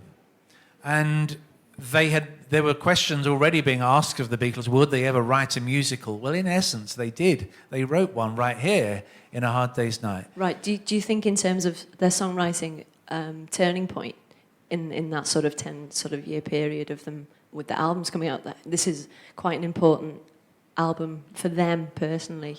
Well, I don't know about turning point, because that implies that in some way it's turned a new corner from what they were doing just a few months earlier. Right. And I don't go along with that, but what it is another progression, because they are continually on record. They're progressing every time they go in the recording studio. They are wanting to sound different and make different kind of music to what they made last time they were there. And A Hard Day's Night is audibly a progression from where they were in 63. But 63 they were every bit as revolutionary in 63 as they were in 67 or 68, because they were still doing stuff that no one had ever done in a recording studio before. No one had ever written or recorded a song like She Loves You. There had never been in human history a sound like they make on She Loves You. 6 months on, they've left it behind them, and they're doing something else. They're doing And I Love Her, or If I Fell, or Happy Just to Dance With You. But their progression is breathtaking. And the whole of the Hard Day's Night album is Lennon-McCartney, and it's the only time that happened on any of the albums that they made. And it's a wonderful album. We talk about the film, but it's a wonderful album. There's a little-known anecdote, which I shall use in Volume 2, and that is that they made a film called A Hard Day's Night. They've written a song called A Hard Day's Night. The LP is going to be called A Hard Day's Night. The single is going to be A Hard Day's Night. And then the Beatles say to George Martin and Brian Epstein, actually, we don't want A Hard Day's Night as the A-side. We want it to be Things We Said Today. And Brian Epstein and George Martin went, no, you can't. It's got to be A Hard Day's Night, because it's, there's a kind of what you'd now call a campaign, but they didn't really call it that then. But you have to call it the title of the film. That's what this is all about. And they did ultimately agree, otherwise they would have really put their foot down. They did ultimately agree, but it's a measure of how fast the Beatles were moving on. The Hard Day's Night, they'd recorded that in April, so by July they're bored. It's like, well, we recorded, can't we do Things We Said Today? We recorded that only a couple of weeks ago, we want that instead. And so there was then going to be a double A-side, and in the end it was an A-side and B-side. But that's a measure of how the Beatles thought, and this is a little clue, one of so many, thousands if not millions of clues as to the kind of personalities that they had, of why they were such extraordinary artists, and how everything they did was just so incredibly wonderful. And that's why 50 plus years on, we are still enraptured with the magic of it all. And the numbers to their museum keep growing year after year, with China being one of the biggest growth markets. It's amazing. Yeah, who'd have thunk it? And China was virtually impenetrable to the Beatles at that time, because there was a bamboo curtain, wasn't there? I mean, if you were growing up in China in those days, you did not hear the Beatles. There are ghost listeners in North Korea, so everywhere that there is a bamboo curtain, an iron curtain. The interesting thing for me is I'm finding out that people are listening. So South Korean broadcasts of Beatles stuff are all being listened to in North Korea, and such as it ever was. Yeah, the Beatles were never popular all around the world in the 60s, because there were countries in the world that blocked them, because they were going to unhinge the youth, if you like. And so they became the ultimate form of contraband. A Beatles record smuggled into the old Soviet Union in the 1960s was highly, highly sought after, and also carried with it a real risk of a sentence in the Gulag. But, it's wonderful that the Beatles were perceived to have such value that any kid in the Soviet Union who got to hear or knew someone who had or had heard a Beatles record, it was just like, oh, it's hope, it's the West, it's what they're yearning for that they're being denied. Yeah. We've had a run of ambassadors come this year, and I guess they're all of an age, sort of baby boomer type, but the Israeli ambassador, actually, his parting words was, Shimon Peres loved the Beatles, and it's a worldwide touches everyone phenomenon, really, but I guess that's why your books are selling. Yeah, well, I mean, the enduring nature of the popularity is extraordinary in itself, because being that famous at the time was already, they were literally a phenomenon. There had never been anything like them before. There has never been anything like them since. Just to be that big, that popular, that influential in their time would mark them out as remarkable for always. But what no one could have ever considered was that it would last and still be in some way relevant, in many ways relevant. This is ridiculous. This is what is taking Paul and Ringo by surprise, because to them this is all a long time ago now, but it's in a sense in their lives bigger than it ever was before. Hi. I was wondering that as a historian of the Beatles, that I assume, I know that's a terrible thing to do, that you read most of the books that are published by people about the Beatles. I was just wondering, I read quite a few myself. I just really enjoyed the Cynthia Lennon book on John, which quite surprised me. I found it very readable. I was wondering if you had a particular author or a particular book that you found useful and interesting to read. Well, the truthful answer to your question is I don't read them all. I skim read them all. And that I make a judgment on whether I need to spend any more time on it or not, because it all depends.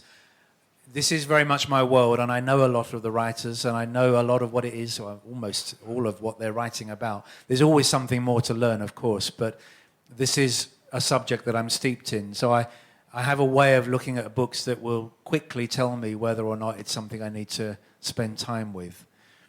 And so I don't read them all, but I am aware of them all. As for favourite writers, there are many great books on the Beatles, and there are many kinds of books on the Beatles, from photo books to discographical books to critiques to books that delve deep into albums or years, or you can come at the prism of the Beatles any which way. I always loved the writing of Derek Taylor, who was the Beatles' publicist in a sense, or Brian Epstein's personal assistant for a while. He had a droll, dry turn of phrase and a beautiful understanding of who they were and what they were doing and why people were so fascinated with them. And he managed to weave all that together into some very readable texts. Otherwise, I don't particularly have a favourite author as such. As a biographer, I am aware of the shortcomings of other biographers because I know the process of writing a biography, and I know not only to look at... I don't only look... When books come out, people say, oh, it's got such and such a thing in it. I don't only look about what a book has, I look at what a book doesn't have. What did this author miss by not doing his job properly? And sadly, I find a lot of holes in books. So I don't really have a favourite writer as such, but I do have a good 20 or 30 books on a 5-star Beatle literature list. I'm going to say, I know it's other people's questions, but how do you verify the stuff that you're putting in the books, Mark? Everybody's got their point of view, and the thing is, they were all there and I wasn't.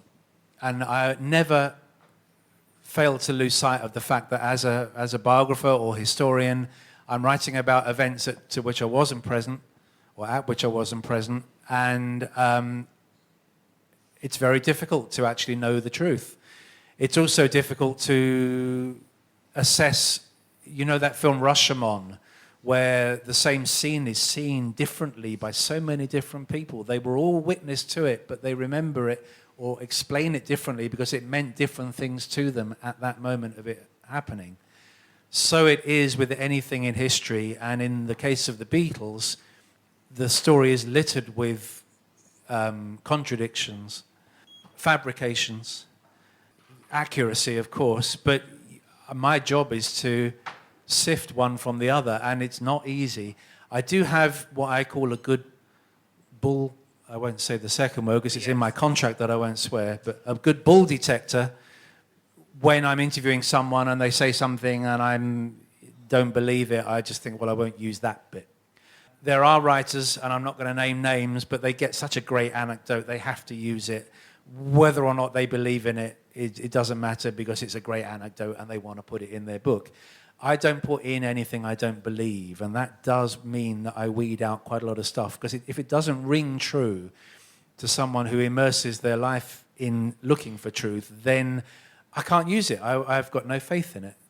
So I do my best. I mean, being that I'm steeped in the subject and I've been researching it for so long, I do have a good sense of what's right, but I'm fallible like anybody else. I have to say, your whole take on the signing for EMI Parlophone was very illuminating. I've had Beatles experts in here, written other books, and all of us found that because you followed the trail through, and that cleared things up.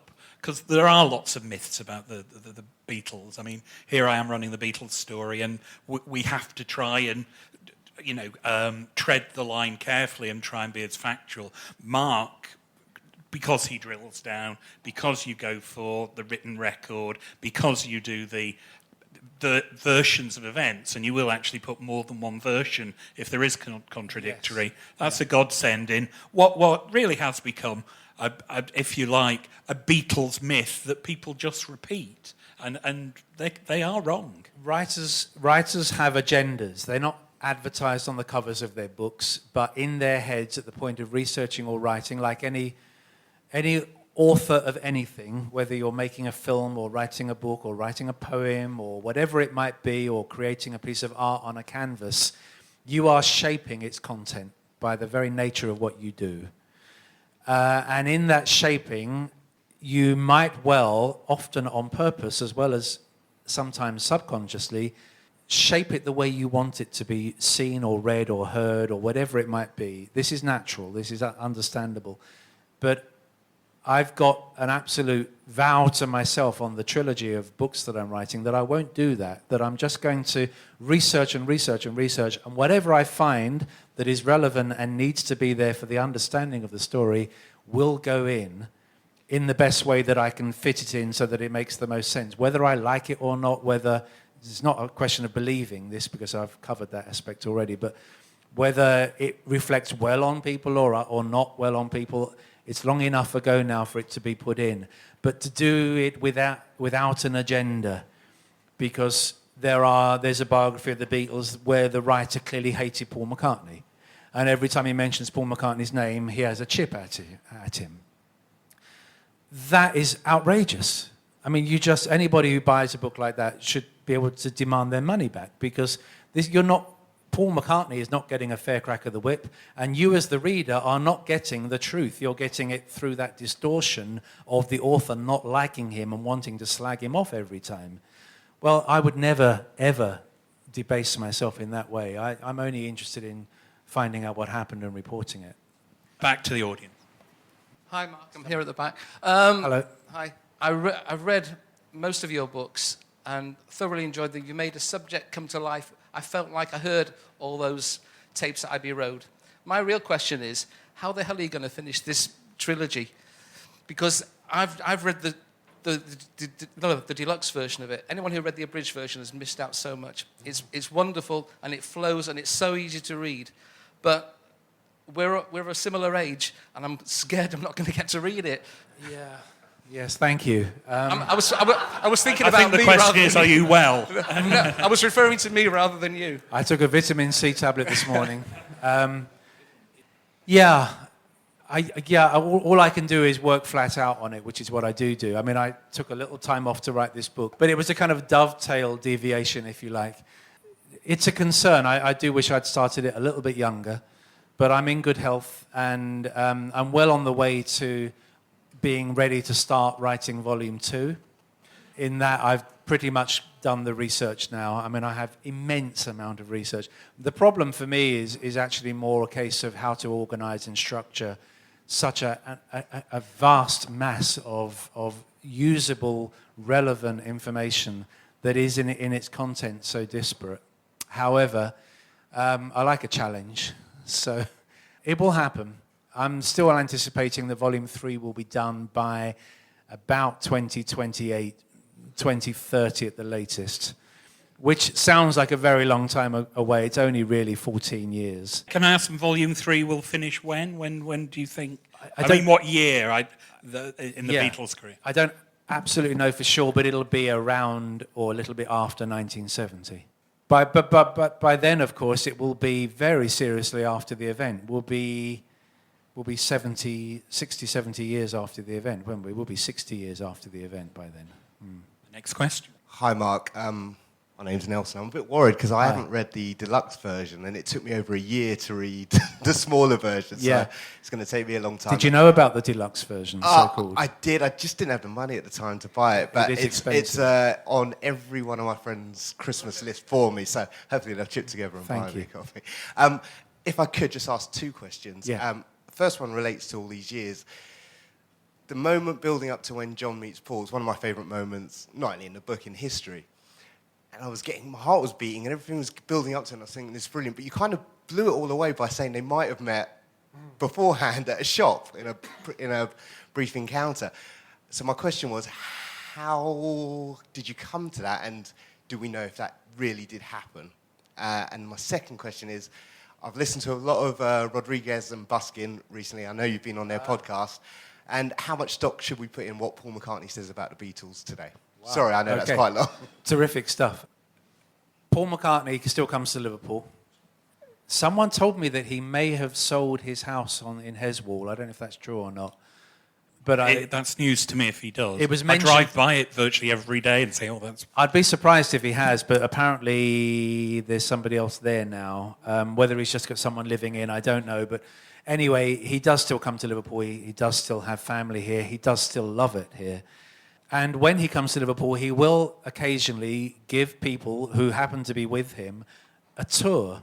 I've never done one of these tours, and I would love to do one of Paul McCartney's tours. I'd actually like to be with him and point out some things he might have forgotten or might not have realised the significance of because he lived it and hasn't studied it. But for sure, to be in Paul McCartney's car when he's driving around Toxteth and Allerton and Newsham Park and all of that would be interesting. And when he does those tours, he has been known, not to me personally, but I know someone to whom this has happened, to point out a newsagent and say, people say I always met John at the Fete in Walton, but actually I first met him there, and points to outside this newsagent. It turns out that it was the newsagent for which he had a paper round for a brief while around 1956 when he was about 14. So I looked into what the name of the shop that Paul McCartney used to do the paper round for was, and believe it or not, it was called ABBA. A-B-B-A. Now, how many places were called ABBA anywhere on the planet? So the notion that Lennon met McCartney outside a place called ABBA, it was just too tantalising. But I've got nothing really to substantiate it. And when I asked Paul directly, he didn't answer. So I've only got that kind of second-hand version of it. I couldn't leave it out, but I also couldn't add anything. So it just sits there as a footnote that tantalises. What was the second? Oh, the second one about Paul McCartney. Look, he's 74 years old now, and his memory is that of a 74-year-old. And that's not in any way to diminish or be rude. It's simply it happens. He's also been asked the same questions over and over and over again and given the same kind of answers. And there's no doubt about it, if you listen to a McCartney interview now, you get less than you used to get. And there were many interviews when you never got much in the first place because he's quite skilled at not saying very much. So I find that when he and Ringo are interviewed now about the Beatles, they add almost nothing of any material value.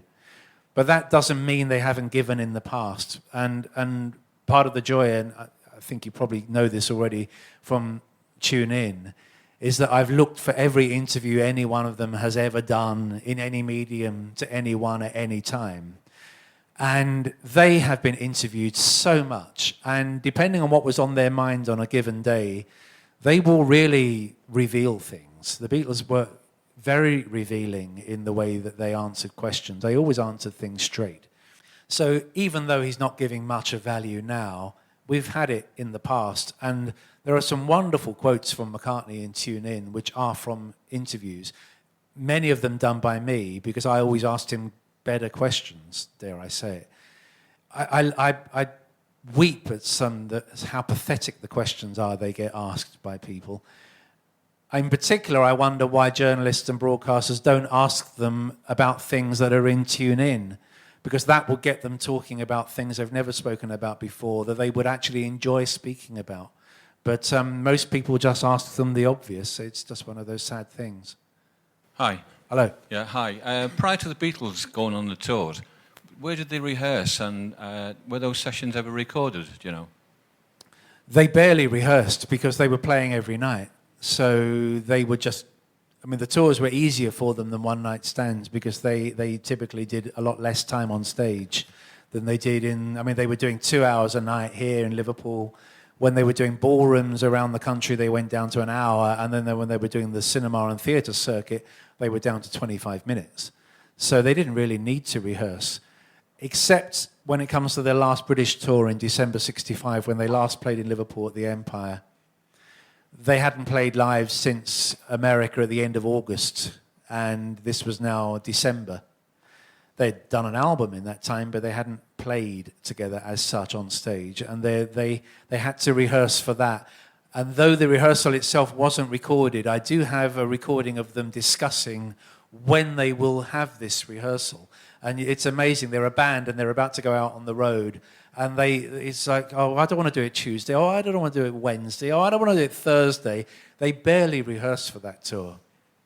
And that's indicative of their diminishing interest in performing live by that point. Any more questions? Di? It's hard to imagine that the answer would be yes, but bearing in mind the comprehensive nature of tuning. But was there anything you had to leave out for legal or personal reasons? No. No, I left nothing out, particularly from the so-called extended edition, which is actually just everything I wrote. No, there's nothing left out for sensitivity's sake. I had to write in the first book because it was essential to the story about George Martin having an affair with his secretary because, as I said, it kind of becomes part of the storyline. And at the time, George was still with us. He only died this year, and his wife still is alive, Lady Judy. And that was awkward. And I wrote it with the maximum sensitivity, but they still got upset. So it's difficult. Hi, Mark. Given that Apple have bought up the rights to virtually any footage on the planet, when the rights to A Hard Day's Night became available, I was astounded when you said that it wasn't actually Apple that bought the rights. Is there any reason behind that you know of? Yeah, the sale was a fairly quiet, discreet affair, and it all happened in Hollywood. Walter Shenton lived there, the attorney who represented the sale of the estate lived there, and Bruce and Martha Karsh lived there too. So maybe they got to hear about it first and they acted quickly. Bruce has told me he really did want to buy it, own it, and love it publicly. And this book is the result of him owning it, and the DVD that came out is the result of that. So I think it's in good hands. He also half owns Help with Apple. They own the other half. Because that was a deal that was done in Brian Epstein's time that the Beatles would half own it. So he's a careful owner of one and a careful half owner of the other, and he does have very good relations with Apple. He's willing to be a completely cooperative partner on projects with them, but he is quite happy to own it, and I think it's in good hands. A huge piece of British culture, aside from music, in the 1960s was England winning the World Cup. Now, when I say research, I use the word lightly, but from the research I've done, I was never able to find if there was any crossover between the Beatles and that huge event in the 1960s. I was just wondering if you'd gone any deeper with that and found anything. Yeah, there is no link between the Beatles and England winning the World Cup or the interest in sport. They just were not interested. I don't even know if they were watching it. They never once mentioned watching England win the World Cup.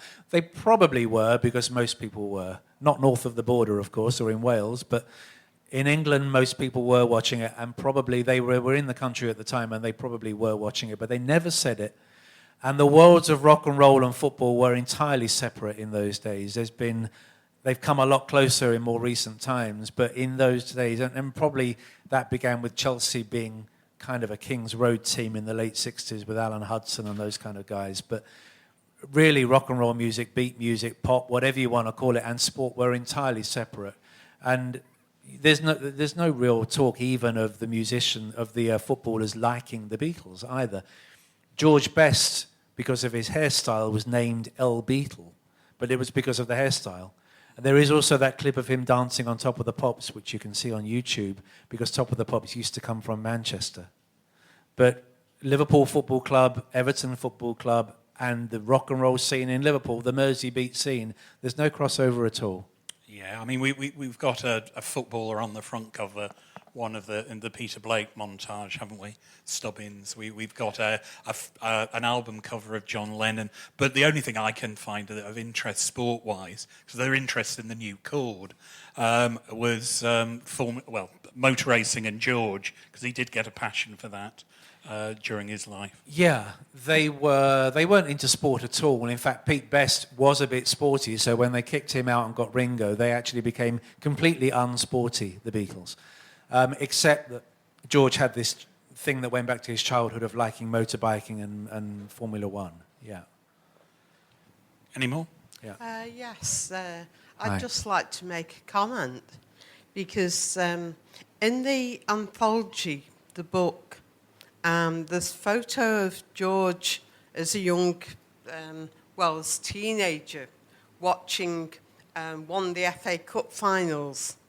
And I happen to know that John's family, this has come from Julia Baird, that John's family were Reds, Liverpool Football Club. So John might have been a Liverpool supporter. And I believe Paul's uncles liked the blue Paul's side family of it. was from... It's when I said what I said earlier, it was a bit sweeping, but really the four of them, they would never be looking for the results for anything. That's kind of what I meant by the fact that they were not sporty. Hard to be in Liverpool and not have some affiliation or somewhere in your family. Paul's family were Blues. And I don't know, John never mentioned any inkling for Liverpool Football Club. But he did like Speedway, because he went to Speedway a couple of times, and he did play cricket a little bit, John, in his school days. So, I mean, you can't grow up completely. If you go to school, you get involved in sports, let's face it. There's an interesting thing in Mike McCartney's book, Thank You, I think it's either Thank You Very Much or Family Album, where he talks about the dad, taking them to Liverpool and Everton. They go to Everton one week and then to Liverpool another week. Yeah, a little bit of that. Paul has spoken of going to Goodison and enjoying the wit of the crowd rather than the events on the pitch. What else is there? There's a horse as well. Was it Jim's? Did Paul buy either a share in a racehorse? I seem to remember my Aintree connections pointed that out to me. So there is some sporting stuff in the periphery. I think for most of their youth, they were sagging off school and learning chords, and I don't recommend it. Yeah. Just on that point, it has been said to me by Mike McCartney that they would call themselves Livertonians. Which is called sitting on the fence, really, isn't it? Livertonians. Just one time at Forthlin, right. I asked him the question, and he said, well, we would call ourselves Livertonians. Yeah, that's called fence sitting, isn't it? It is called fence sitting, but it's a pretty good thing to do, because so many families in Liverpool are half red, half blue. Yeah. Well, they are. And what about Tranmere? That's what I want to know. Well, yes, exactly. Okay. One thing I'd like to ask, Mark, is how pivotal is A Hard Day's Night in the Beatles as a group? For me, it establishes the Beatles as an artist, a band, because Ringo is suddenly coming up, particularly in places like America, where they're seen as equals in many ways. The creative, partnership of John and Paul, for many in Britain, has established them as the leading lights, if you like. But suddenly, the fifth Beatles is the Beatles, if you like, because it's an artistic entity into which they all input. Yeah. How difficult do you think it was for them to take the next step? Because this is the end, isn't it, of the beginning? It's the climax, isn't it? Yeah. So where do you go from here? Yeah. That's very good. It did definitely cement the notion that the Beatles were a foursome and that they were equal. They get equal time in this film, although in reality John and Paul were driving the group because of the songs that they wrote, and indeed they wrote all the songs in the film. The film itself gives equal time to them, and it also enabled, we now have the Beatles wherever we want. They're just a click of a mouse away. But in those days, TV programs were not capturable, not by the viewer at home. The most you could have really at home that belonged to you would be a magazine or a book or a record. But the film gave people the opportunity to watch any number of times, because you could watch it endlessly in cinemas. You could stay there, continuous performances cinemas used to have. You could just walk in halfway through and stay to the end, see it all again, see it again after that if you wanted to. And it gave people not only that frequency of viewing, but also the proximity. They were really right there. The film is beautifully shot, and it's in stunning black and white. So you really do have the Beatles in front of your face and speaking in a way that you couldn't really get from television. They went on the Ed Sullivan Show, which is the seminal moment for a whole generation of American youth. They didn't speak. They only sang. So the viewers still didn't really know what it was they sounded like when they spoke. You might get a fragment of a press conference on a news bulletin, but A Hard Day's Night gave everybody, the whole world over, the chance to have the Beatles right in front of their noses as often as they liked and in such wonderful quality. So it really did cement the Beatles' reputation in the world as being these guys, these four guys. And equals, exactly as you say. And I like the way you described it as the end of the beginning, although the beginning has many ends in a way, but it is certainly when they come to Liverpool for the Northern premiere and they have that incredible drive-through from Speak along Mather Avenue and up into down Upper Parley and in all the way to the town hall, and the sea of people outside the town hall. That is the end of a chapter, because it's really the end of the Beatles' direct association with Liverpool. It will always be where they were from, but it's no longer where they live. So A Hard Day's Night does, in a sense, bring that period of the Beatles, the Liverpool period, if you like, to a close. But they had a 3-film contract, so they had to do something else. And it was already being discussed that it would be shot in February '65, even before this one was out. That was a problem all to itself. How do you follow a film like Hard Day's Night? And the way they tried to do it was to be entirely different from it. Go colour, not black and white. Go to the Bahamas and not Notting Hill, and so on and so on and so on. But they didn't want to do a third film like that. So because the Beatles always got bored, and what are we going to do a third time? So no third film ever actually happened. They optioned Lord of the Rings in 1968. But how were they going to do it? And in the end, it just evaporated.